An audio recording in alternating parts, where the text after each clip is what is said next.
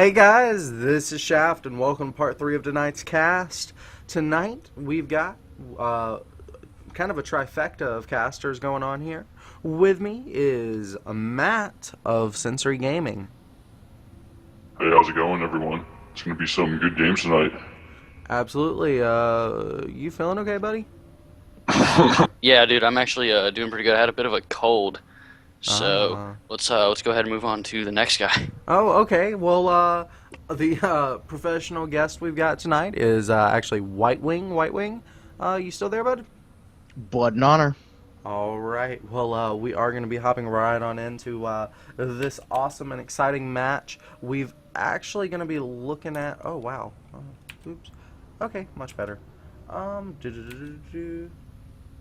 Just realized something. Okay, that's fine. Anyways, we've got a PvP here on Daybreak, and we're going to be getting it unpaused in 3, 2, 1, go. So, here on the top right-hand side of, this is not Daybreak, this is Cloud Kingdom. My bad, guys, I only looked at the minimap for a second. But it's JCKE, the red Protoss in the top right corner. And on the bottom left-hand side of the map, we've got the blue Protoss in this PvP. xSixPerfect. Will he play perfect? We're going to find out. Oh man. Well, it is fairly difficult. Sorry, go ahead. Say on. No, all right, let's go. We'll flip a coin here. We'll have to have Malcolm decide who will talk. Ladies first. All right then, since I am the lady of the group, I will go first. Well, Protoss versus Protoss. It's kind of a boring matchup until you get to whoever's going to win that first engagement. Really, because it can be, but it can also be a very exciting matchup, especially on this map, because Blink Stalker, our Robo, is probably the most popular and common build on this map, and that is a build that is full of action. again though, sometimes I feel like PvP does tend to be a matter of who has the most Colossus. It gets there eventually if people don't, tear each other to shreds in the early game. I actually remember this pretty cool VOD. I saw it was Pimpus Plays of 2000 and something. I don't remember exactly. But it was a PvP. Both players had an equal number of Colossi. And then one of the players lost 2 of their Colossi, so they're down 2 Colossi. But at this point, their mothership shows up. Motherships all of the opponent's units, and he spreads out his Colossi, 1 on each corner, northeast, south, and west, and obliterates the guy as he comes out of the vortex. Is that common? If one person gets a mothership and the other one doesn't, yes. Oh wow, that was a really exciting game, so hopefully we get to see that. This probe stole a little bit of minerals there and has sat inside of xSix's base and got some good scouting info. Absolutely. xSix has no vision on the other base yet. These builds are practically mirrored. They're very, very close to one another at this point. Well, we do have actually Warpgate coming out about 6 seconds earlier for Perfect, so yeah. Yeah, his warp gate's a tiny bit faster, but his pro production is a tiny bit slower. Yeah, I guess these things come at a little bit of cost. Now, we do have a Stargate on the way, so things beginning to differentiate as this probe is chased out. Oh my god! We're gonna have a Phoenix versus Phoenix game. This is my favorite. Ironically, This is my favorite PvP. This is my favorite PvP to play out to have and to cast too. Absolutely. Just again talking about games I've seen. Have you ever seen Phoenix DT Observer? Is that pretty common? Unfortunately, no, because you can't afford the gas for that, so you die trying to get there. Gotcha. It was just something Cats was theory crafting once upon a time. So it would be really cool if your opponent AFKs for 5 minutes to go to the bathroom. Another thing I've seen in Protoss versus Protoss, if you scout that they don't have a 4-gate coming or sort of an all-in, you could just go that 3-gate Phoenix play. Or, I'm sorry, 3 Stalker is what I meant to say. 3 Stalker push with some Phoenixes, and you can win the game pretty early if you do it right. Yeah. When both players go for Phoenix like this, it's going to depend a little bit on whether one player can get lucky and pick some opponent's Phoenix off immediately. But once they both figure out that both players are going Phoenix, it's going to turn very quickly into a who gets the most Phoenix as quickly as possible war, because whoever wins that air battle almost inevitably winds up winning the game. Okay, now why is the air battle so important? Well, what winds up happening is when it first starts to initially happen, you've invested so much into a Stargate that if you lose the air battle very early, your opponent has Phoenix, you have no tech at all. If you build more Phoenix, it dies immediately. Now we do have a proxy pylon going down, so it looks like this light harassment may be turning into a little bit of a timing attack. And we have the Zealots coming out. Guardian Shield's going to come down, and the 3-gate is already finished. Force check 6, about to be finished for JC. Yep, now the air battle is going to JCKE's advantage. However, Stalkers are on the ground. Killing off at least one Phoenix, maybe even get a second one here. That was an even trade in the Phoenix count there. Absolutely. Now just taking a look at the units lost, there's 50 resources to Perfect's advantage. That's another Phoenix down. JC now pulling ahead in the Phoenix kills. He's going to take 3 of those and head straight for that base. I'm really liking Perfect's position, but he is a little bit behind on supply, so he's going to have to be careful, do some damage here.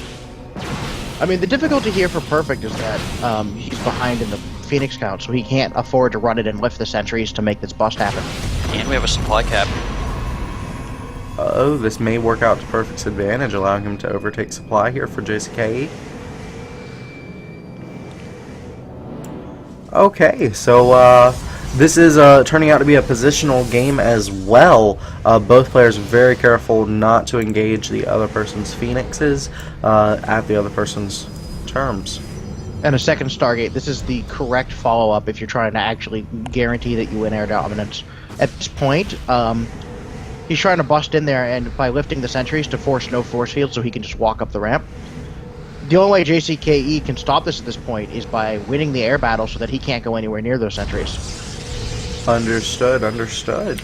Well, I want to actually see, we've actually got a small probe advantage here for JCKE. Does anyone know the proper way to say this guy's name? I would just say JC. Okay, that works for me. So really, while he did go for that, he has this great proxy pylon placement, as you pointed out. He can't push up that ramp. That's stalling his production in the main base, and as you know, we're going to have an engagement right here for sure. Ooh, and that Phoenix advantage definitely there for JCKE. However, the Zealots doing a pretty good job tanking as well. He may actually push Perfect back here. He got it. JCKE got very impatient and should not have pushed down that ramp. That's probably going to wind up costing. There's a decent chance of costing him the game because he lost the air battle here. Oh. He is going to break it. He is going to break out, and he is a little bit ahead in supply, but he can't maintain that advantage for very long. Yeah, he did trade a lot of tech for that advantage. He is a good 1,000 and some odd resources in the deficit here. On the other hand, he does have the 2 Stargates where his opponent doesn't, so he might be able to catch back up on the Phoenix count. It's going to be a little bit close. Looks like we're going to have a push in. That sentry will get picked off. The Stalker not able to clean that up. Oh, and he's actually targeting down this one Phoenix. Yes, and he gets it. He's actually going to try and target down a second one. He is already caught up on Phoenix count. Wow. But the Stalkers are going to make the short work of his Phoenixes, so he's behind again. Again, though, the Zealot Sentry Stalker continuing to harass this back. As you can see, he's killed that proxy in the natural and pushed him back down the ramp. Yeah, the double Stargate is definitely what's really allowing him to carry the breakout to keep this battle going. Yeah, he's playing a very momentum-based game here. We'll see if he can actually keep up. His Phoenix production is just higher, and like I mentioned earlier, whoever is going to have the more Phoenix is going to be able to actually make use of them to lift rather than just shooting other Phoenix. And that's going to make a huge difference because it allows you to control what your opponent can micro and which units you can basically make your opponent completely worthless immediately. Should Perfect still be making Phoenix at this point, or should he be trying to transition out? I mean, he doesn't really have a choice. The moment he stops trying to make it and stops trying to keep pressure on and keep him pinned, he's just going to die. He has to keep making them because if he stops, JCKE will fire him with all his Phoenix, kill off the other Phoenix immediately, and then he'll just win the game. Okay, well, it looks like he does get a Stalker kill there, but will it come at the price of a Phoenix? It does, but he gets a Phoenix there as well. Ooh, and JCKE has taken... Oh, wow. Ooh, a little bit of BM. Ooh. Sorry there, Perfect. Looks like, Oh, he's really mad there. I think he accused him of map packing. I think so as well. Just to recap, I'm not accusing anyone of anything. What are your thoughts there? I mean, these were mirror image builds? What I saw from JC is complete early game. He had vision of that base for the first 2 minutes of the game, you know, whereas Check 6 had zero vision, I think, until he actually pushed up. He didn't scout at all. Right. So while Check 6 is claiming map pack, I don't think so. I think we can attribute this to him, going for that standard or somewhat standard play against a Protoss player where you do bring the Phoenixes in, and due to the fact that he had that vision on him for so long. Understood. Yeah, I think that's definitely one of the advantages of scouting. You can predict what your opponent's going to do. Yeah, there are a few other things. There are a few other things along with it, such as the fact that JCKE at the start of the game scouted around the outskirts of his base for proxies, and for cheese attacks. He scouted the double gas, both with 3 probes on it, which is usually, it doesn't necessarily have to be, but it's usually either a Robo or a Phoenix build. Which a Phoenix opener is playable against both of those. So it's, I mean, if he was map hacking and saw Phoenix, the usual response is to immediately go blink. Ah, that's a good point as well. So yeah, and he had already made that Stargate about the same time as his opponent's Stargate. So yeah, it kind of rules anything out there. But still, So if he's a map hacker, he's not a very good one. Let's just put it that way. Yeah, if he's map packing, he really doesn't, need to scout. If he's got the map pack, that kind of does it for him.